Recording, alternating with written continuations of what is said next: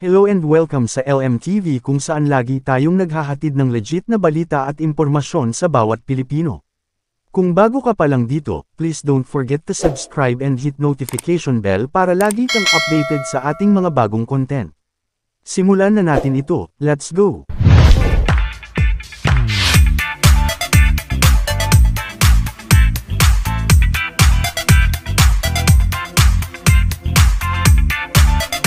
Formal nang naghain si Bossing Vic Soto ng 19 na kaso ng cyber libel laban sa iskandalosang direktor na si Daryl Yap kaugnay ng pelikulang naglalahad ng buhay at kontrobersya ng pumanaw na 80s actress na si Pepsi Paloma.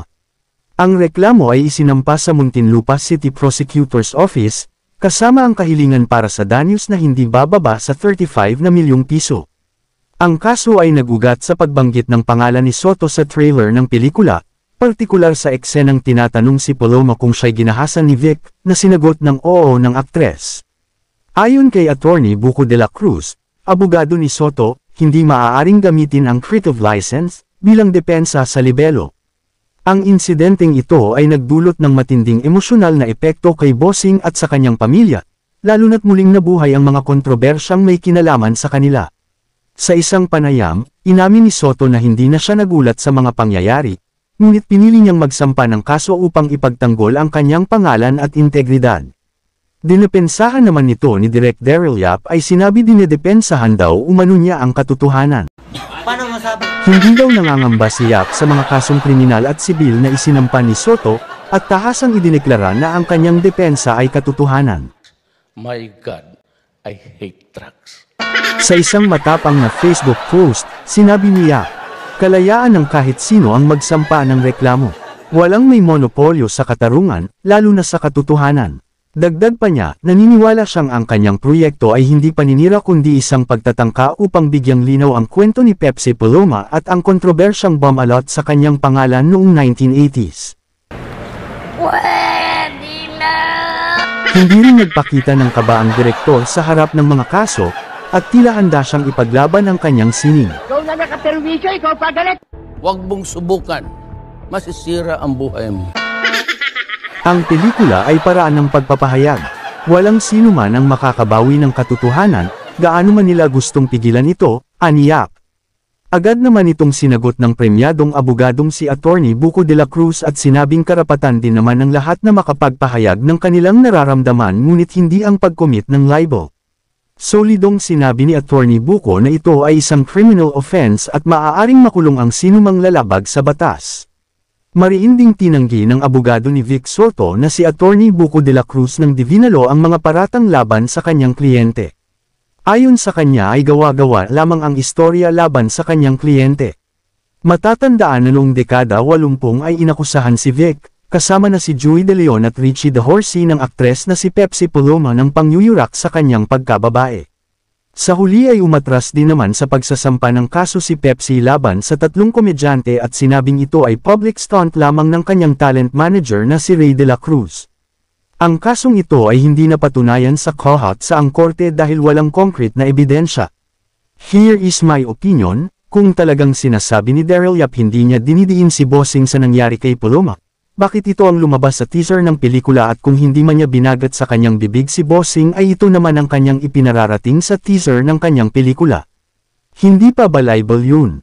Malinaw-malinaw na paninira ang ginagawa ni Daryl Yap, may not directly pero indirectly na sinisira niya hindi lang ang pangalan at reputasyon ni Bossing na inalagaan niya for more than 4 decades kundi pati ang kanyang buong pamilya ay nadadamay lalong-lalo na't maliliit pa sina Tali at Moki.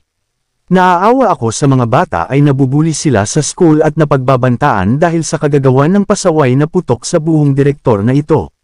Sigurado kulang pa ang kikitain mo bulok mong pelikula pambayad sa 35 million pesos na ikakaso sa'yo. Agad namang naglabas na ng kautusan sa pamamagitan ng writ of habeas data ang sala ni Presiding Judge Lizal A. Akitan ng Muntinlupa Regional Trial Court Branch 2 o 5 ngayong araw ng Huwebes, January 9, 2025, inaatasan ng hukuman na itigil ang pagsasapubliko ng lahat ng video, promo materials at paglalabas sa takilya ng pelikulang tungkol kay Pepsi Paloma, damay din dito ang lahat ng netizens, vloggers at content creators na nag-share ng teaser o kahit anong may kinalaman sa pelikula. Ang sino man lalabag ay agad madadawit sa kaso, so ako sa inyo, Tigilan mo yan Daryl Yap, gumawa ka na lang ibang pelikula, di ka rin naman magtatagumpay at wala akong nakikitang katotohanan sa'yo, ang nakikita ko lang na katotohanan sa'yo ay ikaw ay may sayad sa utak at sinungaling, mic drop. Samantala, pag-usapan naman natin ang isang magaganap na malaking event kung saan magsasama-sama ang mga dabarkads, kapatid, kapuso, at pati madlang people. Ang event na tinutukoy ko ay ang tinatawag na Salvo 2025 na i-organize ng Sante Barley para sa kanilang mga business partners, members at direct sellers. Ang malaking event na ito ay gaganapin sa World Trade Center sa Pasay City sa darating na February 2, 2025 ganap na 4:30 p.m. Dito sa event na ito, pasok sina Bossing Vic Soto, Vice Ganda, Kuya Kim Atienza, Coach Rio at may special performance pa mula kay Darren Espanto. Ang presyo ng ticket para sa event na ito ay nasa 750 pesos per head. Maaaring pumunta ang lahat ng partners ng Sante Business pati na rin ang mga hindi member ay imbitado rin. Magkakaroon din ng motivational speeches ang mga guest speakers ng kumpanya na sina Melker Dogdog, Charlie Mia John Chase, Francis Aladano, Ed Spanopio Aikala at syempre ang idol kong si Edgar Ronila. Wow! Magkakaroon din ng chance ang mga dadalo na manalo ng isa sa 5 Asian Cruise Travels, mamahaling gadgets, Sante products, o isa sa 2 brand new cars. Isa rin ako sa mga proud members ng Sante Business at siguradong kasali po ako sa event.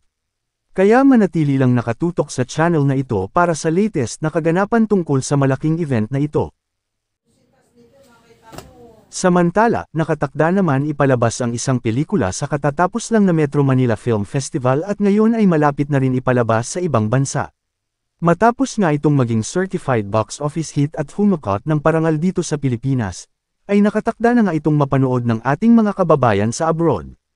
Ang pelikulang tinutukoy ko ay ang Hit Kingdom, na pinagbibidahan ni Vic Soto at Piolo Pascual. Nakatakda na nga itong ipalabas sa darating na January 16, 2025. Kabilang sa mga bansang unang ipapalabas ang pelikula ay United Arab Emirates, Bahrain, at Qatar. Ang It Kingdom ay isang pelikulang Pilipino na ipinalabas noong December 25, 2024, bilang bahagi ng ika-50 Metro Manila Film Festival o MMFF. Sa direksyon ni Michael Tuviera, tampok dito sina Vic Soto bilang Lakan Makisig Nandula at Piolo Pascual bilang Sulaiman Sulo, Tagum. Ang pelikula ay naglalarawan ng isang alternatibong kasaysayan kung saan ang Pilipinas, na tinatawag na kaharian ng kalayaan, ay hindi nasakop ng mga dayuhan at nanatiling isang monarkiya. Sa direksyon ni Michael Tuviera, ang It Kingdom ay nagtatampok ng alternatibong kasaysayan ng Pilipinas bilang isang monarkiya. Bukod sa nakamamanghang produksyon, layunin din itong maghatid ng mga makabuluhang mensahe tungkol sa kalayaan, pagkakaisa, at hustisya.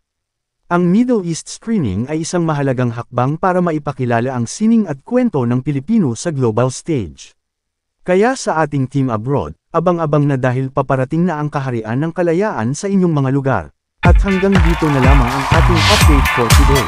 Don't forget to check out our previous videos and if you like this video, please like, comment and share. Maraming salamat sa inyong suporta at pagsubaybay.